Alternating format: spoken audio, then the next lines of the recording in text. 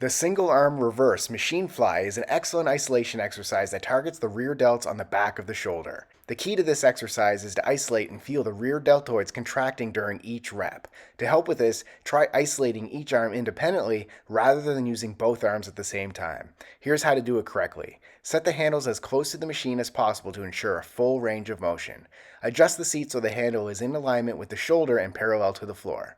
Grip one of the handles with an overhand grip, with the other hand gripping the center of the machine for stability. Press your chest firmly against the pad.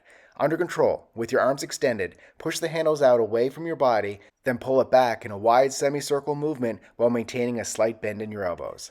Pause for a moment to feel the contraction, then under control, slowly reverse the movement back to the start without allowing the weight plates to rest. Repeat all the reps on one arm, then switch arms and repeat. Subscribe to get a new exercise video demo every day.